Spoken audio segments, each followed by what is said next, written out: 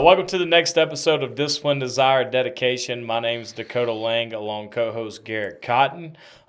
Today we have the Director of Operations for Performance Windows with us today, Mr. Cody Cooper. Welcome, brother. Thank you guys. Glad to be here. Heck yeah, it's awesome, man. Finally get to sit down and have a long, focused conversation with you. I know I talk to you all the time, and it's always mismeasured. Yeah, I've had a lot of those. Yeah, we've had a lot of those, man. But how you been? Dude, I've been good. Been Working today? Yes, sir. Working today, living the dream. Heck yeah. Well, let's kind of just dive into your backstory a little bit, just about who you are, where you're from, and how you got here today. Yeah, so I'm from small town Idaho. Grew up it's a small town, southern Idaho. I played sports all my life and played college football here in Utah. And it was kind of there where, I would go to these free pizza parties to hear about the opportunity of door-to-door. Back then it was probably pests and alarms. Did they used to host that in college? Yeah, so every weekend there would be like an info meeting where you could come eat free pizza and hear their spill. I always thought it was fake. Because they say you can make all this money. So I didn't think a lot of it, until I moved back to Idaho. When I was done playing football, I went to school in Idaho. And at that time, without sports, I kind of lost the structure that I had. And so, I was kind of fiending for that structure, that camaraderie, that competition that sports provided. And so my cousin, he was actually wrestling at Boise State, and somebody approached him about doing door-to-door in Boise. And, I thought, Boise, if I don't like it, I'm 2 hours from home, I can just skip town and go back home, right? And so I didn't have to move across the country. So I went and sold that first summer in, I think that was 2007, and it was a startup company. They didn't last very long, but it's kind of where I got my introduction to door-to-door. And then that summer, I had a buddy that was working for, it was Apex back then, so APX, which is now Vivint. And he was on the install side. So that they didn't sell, but they installed. He was telling me how much money some of, his guys made, how much he made. And so I'm like, well, that beats sitting out in the area all day, because they would drop you off, in the morning and pick you up after dark. And so if I could have my own car and make as much money as I made selling, I'll go do that. So I signed up to go with him with Apex. And then, at that time, there was a new company formed called AMP, which I followed him to AMP. So my buddy that recruited me went to AMP and was there for 15 years and kind of progressed, in management for them. And then I got the call with Performance Windows. So talk about that. You got the call at Performance Windows. What was going on in your life? Were you looking for an opportunity, or was it just kind of, blindsided you out of nowhere? Yeah, I was happy with where I was at. The company was struggling a little bit. We were in alarms. We had kind of transitioned more to solar, and so like the writing was kind of on the wall a little bit with their production. They weren't doing super great. And so when I took the call, like honestly, I was trying to get an offer, take it back to them and say, hey, can you match it at least? Right. So all my best friends, they still work there. So it's hard to leave the relationships. But after I met with Levi and talked to Kyle, this offer is too good to turn down. And so I'm glad that I did, pull the trigger, and I'm stoked to be at Performance and see the growth. One thing I want to know too is how did Levi and Kyle know about you? Yeah, so my brother-in-law worked with Kyle at a tech company, and I think Kyle called him to see if he wanted to do it. They need an operations guy, and he was happy with where he's at. He does pretty well. And he said he didn't, but his brother-in-law has done something similar for a long time. And So that's how we got connected. Okay. Does he ever feel like he missed a good shot or missed a good opportunity? You still keep in contact with that person?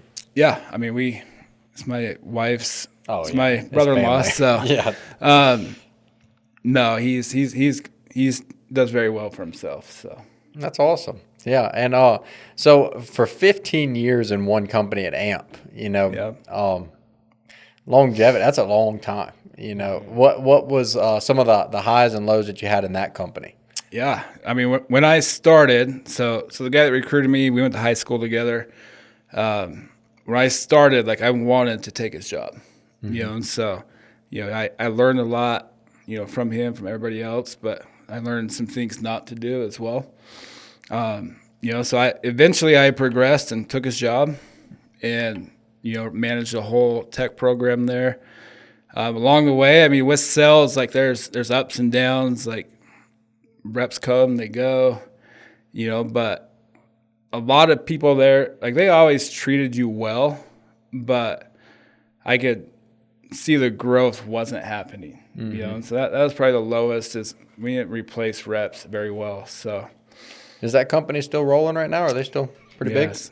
I mean, they're rolling. big? Yeah. Are they like, is it multiple states besides Utah or is it is? So they have offices across the country. I don't know exactly where they're at necessarily, but The expansion is just not like your performance windows. yeah, I mean, we're not like when I started here at Performance, we had I think 6 or 7 offices. We're at 21 markets as of today, with more on the board. So they're not quite as big as Performance. Yeah, with the transfer from going from AMP to performance windows, was a lot of your skills pretty transferable, or did you have to learn a lot of new things coming to performance windows?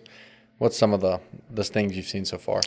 Yeah, I mean, I would say most of the skills translated. There's some product knowledge that you need to know on the ops side with Windows, but as far as managing people and systems and processes and Business, scaling, like a lot of that stuff transfers very well.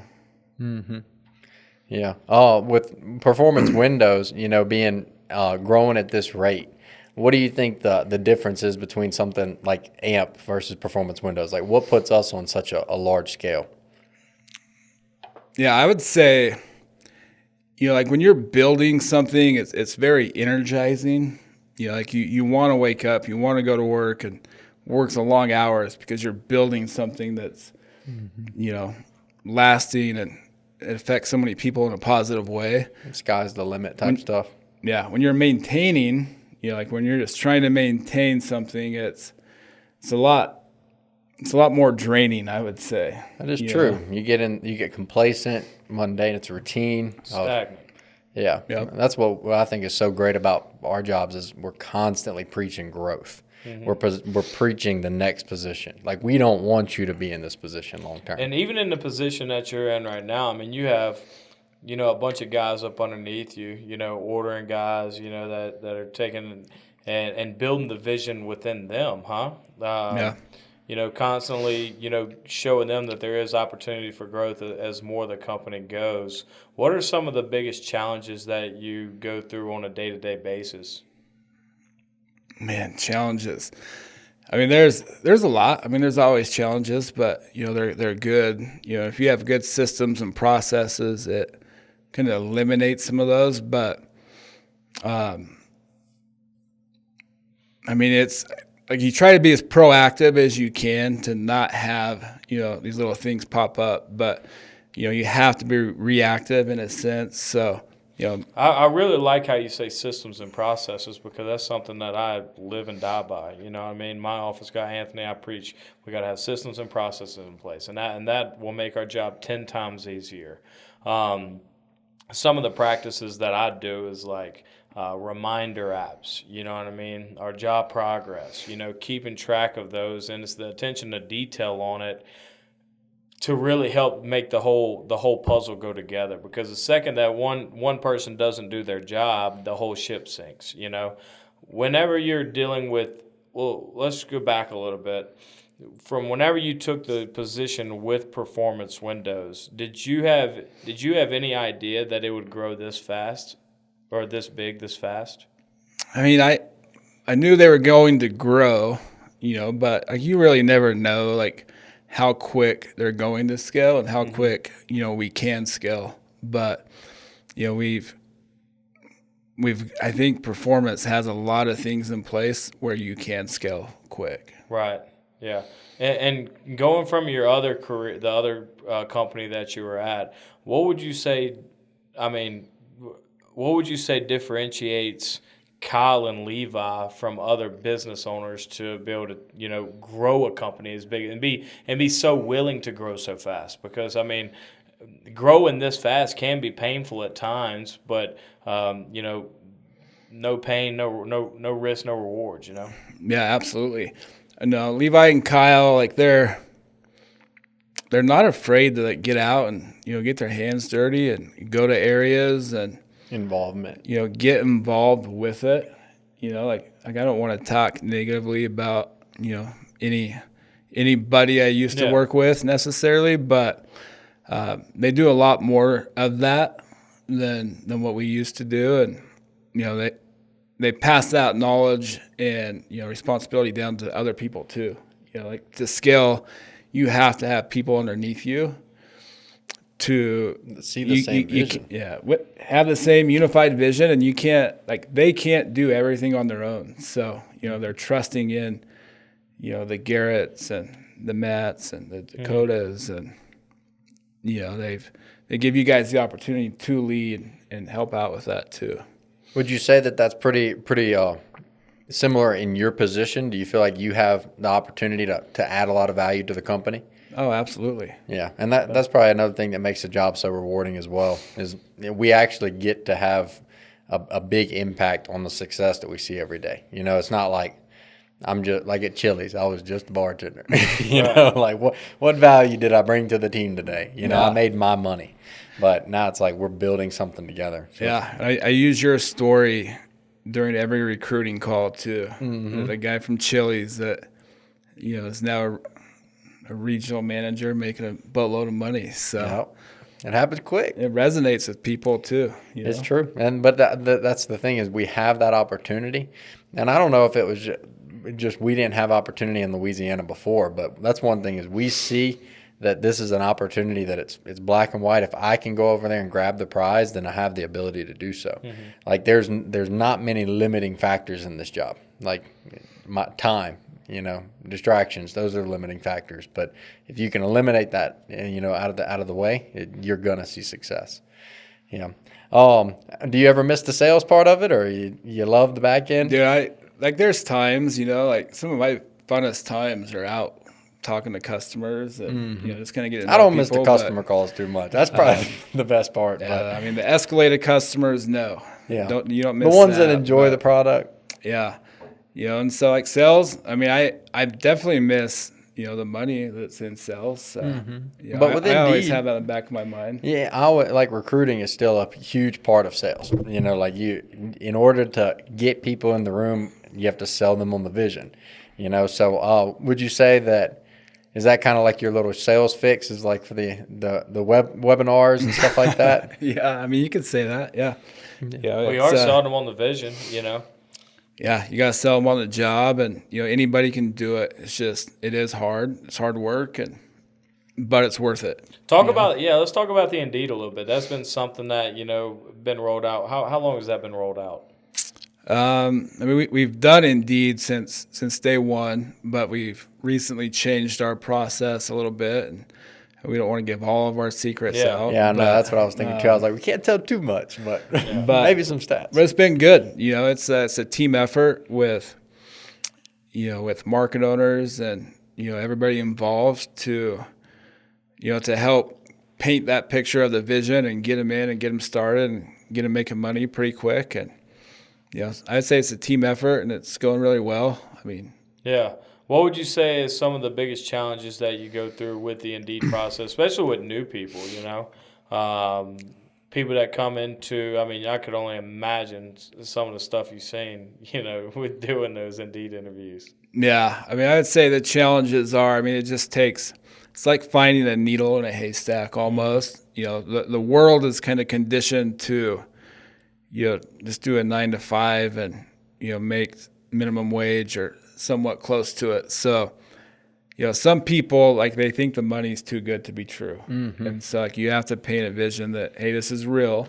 It's not always easy, but it's always worth it. And, like, you do have to work hard, and that's what differentiates people, like, in this industry is, are you willing to work hard and take the bumps and bruises along the way to get where you want to get? So if they're content on, just living a normal life and, not, reaching the level that most of our reps reach, they're probably not the best fit for us. And so, when you're recruiting, people through Indeed, especially, like, that, you have to paint that vision because they don't see that vision yet.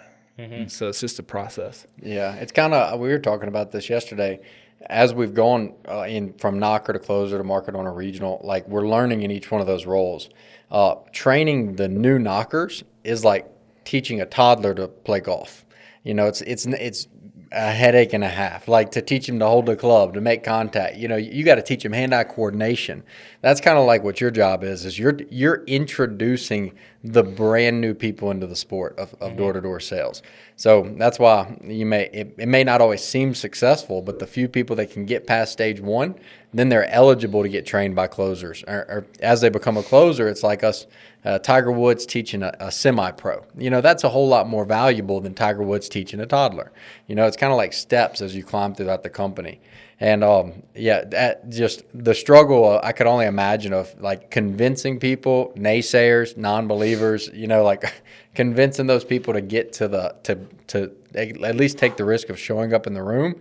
I've only got to imagine that's got to be pretty stressful. Yeah, and like I've recruited a lot of reps, like, organically, and not as much recently just because I'm older and my network's kind of aged a little bit, but. When I first started in door-to-door, like, that's kind of what put me on the map was, bringing people in that probably should have been sales reps, but I brought them into the install side. Yeah. And, some of them eventually switched to sales because they were that good. And, they caught that vision and, but a lot of it's similar. I'd say it's harder to recruit an Indeed person because they have to trust you that what you're saying is true and is attainable. And you think about the people that go to Indeed. I mean, if I've ever gone to Indeed, it's looking for just I'm looking at numbers. No. I don't even care about, I ain't got no job. Give me a job. And I can only imagine that you get a lot of people like that, that get on and they're just like, well, let me see what it's about. And there's no convincing. Have you had any like crazy questions or anything, like, from the interviews that you're like, just holy shit, what is this? Or any crazy experiences? I mean, through that, I've seen some crazy stuff, through the process for sure, but a lot of times people, they'll just mass apply to any job they can see on Indeed and see what sticks. And so a lot of them may not even know what they're getting into or applying to or what we do. And so, you have to be very clear and precise with how you kind of paint that picture of it's what we do, it's how we do it, and it's where you can go. Be more selective, yeah. So kind of talk about what's your day, what's the day in life of Cody Cooper look like? The day in life. Yeah. Well, wake up, drive into the office, and I feel like I wear quite a few hats. So, every day can be a little bit different. There's certain days we have recruiting stuff, that I handle, like, directly. There's days that we help, market owners with that stuff. Some of it's reactive now, like making sure, maybe if some orders come in, and something may not be right or accurate or some install issues, that those have to be, like, reactive, and so there's some of that occasionally. We have a team that does a lot of the ordering and all of that. So, just making sure that they're staying on track and doing what they need to be doing and keeping up with it, which they do a great job of. So. And as the position that you're in, obviously I don't even know how many markets we've opened up this year. 7? 5, 6. 2025. Yeah, probably about Something like 7 that. markets. Some like 8 markets. I know it's a lot, but in the position being over the ordering team, you go from ordering for 13 markets compared to in a matter of 6 months. Now you're ordering for 12 or 20. Excuse me, for 20 markets. Man, how do you control that overload, right, and still keep it precise with with your systems and everything? I I can haven't only seen a lot of- imagine how it could get overwhelming. Yeah, I haven't seen many new order guys come in. Like I see a lot of new offices. But Yeah, we did hire one in January. Okay.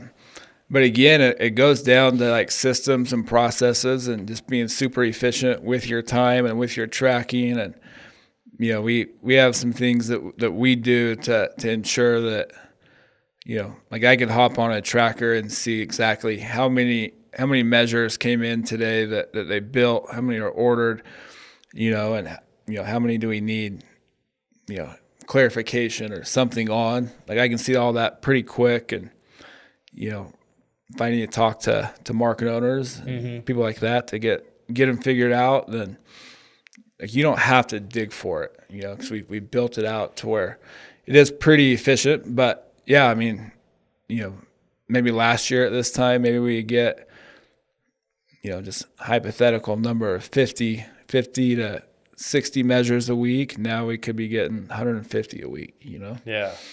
And so, just being efficient, letting guys underneath you progress and, delegate stuff, and give them the opportunity to learn and grow, within the company as well. Are they ever like overwhelmed with orders, or is there a trigger for when y'all should bring on a new ordering person? I mean, it's kind of just a feel, like we're always looking at it to make sure they're not overwhelmed, but If they start getting behind, that'd be the telltale. yeah. Yeah, we start wringing their necks a little bit more. Yeah. So you also, I mean, being in operations, you've been with the company now for almost 3 years, a little over 3 years? Just a little over 2. A little over A 2? little over 2. So March of 2023. Oh, okay. Yeah, so I was August of 2023, so I was a little bit behind. But No, you was 2022. I was March 2022. Oh, 2022. Yeah, I did come in 2022. It feels like 10 years. That's what's crazy about it. It does. But so from your experience, you've been at corporate this whole time. You see a lot more on the back end of things. What's your vision of where do you think this company's going? Man, like right now, like we're the fastest growing window company in the country, and I mean, I think Levi and Kyle would share this sentiment, but I think we want to be the largest window company in the country. I mean, not so big that you can't still have quality and what we do now, but the sky's the limit. Like we've opened, I don't even know how many markets this year, and giving those opportunities to people, and just refining the process and how we do things. We'll always continue to get better, no matter how big you are. But the sky's the limit with performance, and once you get to that point, then you can't ever get comfortable with it, though. Yeah, that's like even the positions that we're in, we're always like, it's not enough. We're hungry for more. We want to see what we can turn this into, because again, it's like it's a blank page. We're just writing a book right now. But Levi's even made that comment of he feels like his purpose is to build this to be the baddest window company in the whole country. Like that's his purpose. If we all start feeling that as well, I mean, just imagine it's going to happen. Yeah, and it's really a blessing to be able to give. I mean, we're still so small compared to what we could be that everybody that still comes into the company has the same opportunity as all of us. I mean, 200 people. Yeah, literally. What I mean? That's it. Yeah. So that's my favorite part about it is that people that are listening, like, it's not too late. You know what I mean? Like we're just now. I love Kyle's analogy that he did on the first podcast that we ever did. Right when he was talking about people think that we're just hitting the dock whenever really we're just hitting the open seas. You know what I mean? Like we're just getting started. That's the biggest part about performance windows. That is such a blessing, and it'll never end.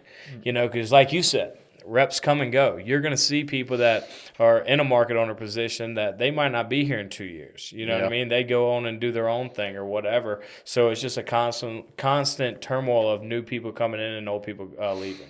Yeah. So It's amazing. Absolutely. So, you got anything else? Not so much. I was kind of getting into the future of everything. One thing that I'm curious about is like for the office guy, like operations. So you're pretty much over all office guys as well, too, right? Would you say? Don't you kind of do the hiring of the office guys a little bit, or is it? No, I don't do so much of that right now. Mm-hmm. You know, like we'll see how it all unfolds. You did have your hand in that for a minute, though, didn't you? Just a little bit there. You know, it's like when you're kind of starting out and kind of, you know, one thing performance has done very, very well is, you know, you focus on sales before you hire too many ops people. Mm-hmm. Like I've been on the opposite side of that where you have all the ops in the world, but the sales just aren't there. And then you got to start letting people in off. new markets. I'm like, because like new market owners, they're like, when is my office guy getting here? When is he going to be uploading these contracts? And I'm like, well, he doesn't have anything to do besides upload contracts right now. Yeah. But right now, if you don't have contracts coming in, then he has nothing to do. So focus number one is drive revenue. Whenever we drive revenue and you get busy enough, there's going to be a time to bring that office guy on. I wonder if there's ever going to be a time where, you know, like promotion opportunities for office people as well. I know we give raises and stuff like that, but I can only imagine if the company gets bigger, maybe adding more positions. Well, and two of the people I guess almost three. James used to be an office guy. Yeah. Vaughn used to be an office guy. Drake used to be an office guy. Mm-hmm. And all three of them are now at corporate. So, you know, if people, you know, just like sales, you got to buy in and, you know, catch that vision and be the one that that's opportunity could willing be there. to move. You know, like success and like promotions like that, it's preparation plus opportunity will lead to, you know, either success or promotion. And, you know, there's some good office guys out there that they keep at it. You never know what can happen. You know? What's your biggest headache from market owners? Man, I mean, there's a few. But what's the most thing that pisses you off from market owners when they don't do something? Like I'm very like punctual. I feel like I try to dot my I's and cross my T's with everything. So if somebody shows up late or they don't do something that they know they should be doing, especially after you reach out to them, and it still takes them a while to do it, even if sometimes they don't do it, you know. Mm-hmm. But just staying like on task and up to date, and you know, market owners wear a lot of hats too. You know, like you still have, you know, customers you have to manage and back end, and so if they're not staying up to date with it, and like you have to hound them over and over and over again to do it, then I mean that's probably like the biggest headache. I would have swore you to said job progress. That's part of it. You know, like there's, you know, job progress, you know, addendums, you know, anything we're waiting on. You know, you got to keep the flow going. So you're on top of all that stuff though. That I got to say, even through text message threads, like we can go find text messages. I can only emails. imagine how many group texts you got. Oh, it's a lot. It's a lot. I can only imagine. Probably at least 21. Yeah. But it's quite a bit. But I mean, there's people that help with that too. So. But yeah, you're going to have to get you a personal assistant. Huh? You need a job? No, not me. Yeah, Dakota be here soon enough. Yeah, we got to get you here in Utah full time. It ain't going to be long. I'm going to get here. Yeah, we talk about it every day, man. It's like a fire that's just burning up underneath me. I can't wait. It ain't going to be long now. Well, keep producing like you are. And counting down the days. It's kind of undeniable, right? Yeah. Like, talk about that a little bit. Kind of talk about just like the change that you've seen throughout the company, right? I mean, you've seen a lot of different growth from a lot of different people. Kind of talk about maybe just, you know, our downline, what you've seen from the Louisiana culture from when we initially came in to, you know, now we have, 10 people from our downline from Louisiana that are market owners. Mm-hmm. Kind of talk about what you see that, you know, what maybe we do good at or what's some things, some weaknesses. I mean, I think it all starts with the vision that you guys paint very, very well. So everybody that's come in from Louisiana, like their goal isn't to be a setter or a closer, and probably not even a market owner anymore.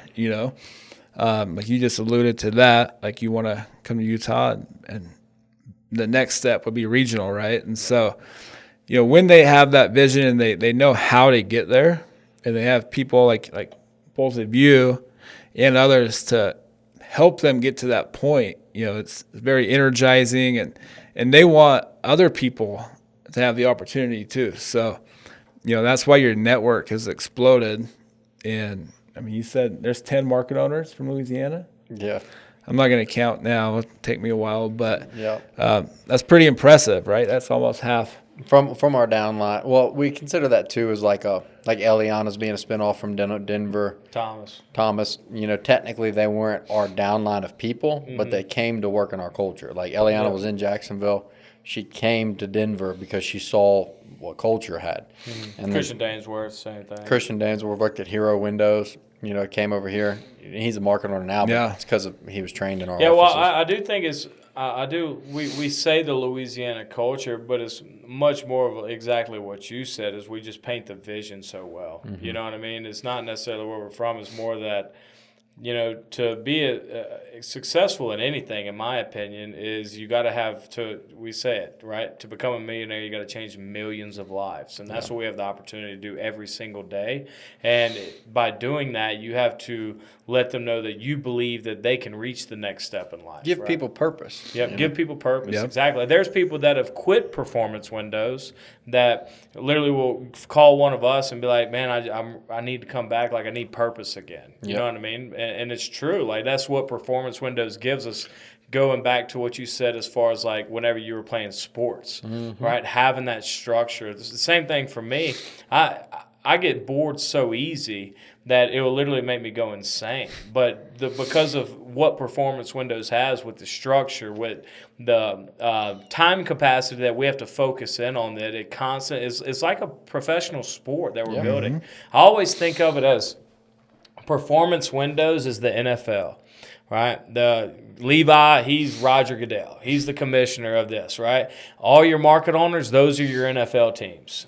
Those are your different markets, and they all compete against each other. And that's the thing about what we have here, is just the purpose of competing and, really and truly just competing in life. The money always follows, but just becoming the best version of yourself, and that's what we have here. And putting yourself in the right room is important. And I think that's what we've all done, is we came to the right room, we saw that it was the right room, and at this point it's just, it truly is persistence plus failure equals success. So we just go keep driving forward until we figure it out. Yep. Yeah, I mean, there's a lot of door-to-door companies out there. There's a lot of window companies out there, but I like what you just said about, being in the right room and at the right time. Like, the time is always now, right? Should have been yesterday. Like, I wish I would have found Performance Windows 20 years ago when I started door-to-door almost. Right. But I'm happy to be here now, and door to door is so much like sports that those that are competitive and have that desire like to be the best, they usually succeed more so than others. Yeah, I agree with you. There's a lot of people out there that have been in door to door for a while, that have podcasts and stuff. Like, if you listen to them, they'll usually say something similar. They've all either done sports or have been successful in it, and they just carry over the, what they've learned in that, and now they're crushing life and business. And it just the door-to-door space just opens up so many doors for anything else, and that's the best part about what we do, bro. But I know we both appreciate everything you do. You're a big, huge asset to Performance Windows. I know we talk all the time, and most time I'm talking to you is not usually good. No.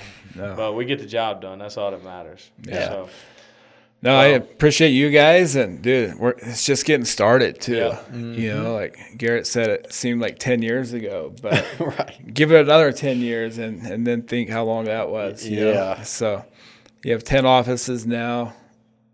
we need to have at least 20 more. So. Oh, it's gonna happen. It's just getting started. I know Yep. it is.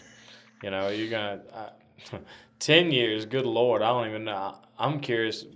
I've been here just over another 2 years. You know what I mean? Yeah. And all we're doing is growing faster and faster and faster. Yeah, because when we first got here, to get that one office built took forever. Yep. But now that we've got so many people replicating that same thing, the expansion, Yep. it's just explosive. So we're Well, riding and it. time flies too. Like I can still remember correlations from my very first summer a long time ago. Really? And so like you blink your eyes and it's 19 years later. So your Yep. kids are grown. Dakota needs to work on that, but Yeah. Garrett will see that. Like he'll Yep. blink and his little girls will be Even already. going into high school. She's So- almost talking to me already, and I'm like, this is crazy. Yeah, you was just born. What are you doing? Yeah, running around. Yeah. Uh-huh. Then you have that buy-in from your family too, at times with what we do. And, my wife and daughter came out for probably at least 10 summers. We'd move for five months, come back, for the rest of the year and go back out and do it all over again. So, It takes a team. yeah, like there's some good times out there doing that, but I don't miss it very much, We've heard from other people telling us that the worst part is traveling and staying away from family for long periods. That's one thing, performance, it's not a seasonal job like a summer job, like a lot of the door-to-door companies. So, people can, put their feet down, put some roots in the ground and make it a career, Yeah, that's the best part. Well, cool deal. Well, I know we're coming up on time, man. We greatly appreciate you joining us, and we'll keep going. Instagram, we'll tag you on Instagram. Where can Yeah, they find you? You can find me on Instagram. I haven't changed my handle. It's still Alarminati, but Window naughty is what it is. I know I need to figure out how to switch that. But Heck yeah. yeah, find me there. Well, good deal. Well, we appreciate you all for watching. Make sure to like and subscribe to the channel, as well as share the post. Drop a comment below as well. And thank you for all the support, and we'll see you next time.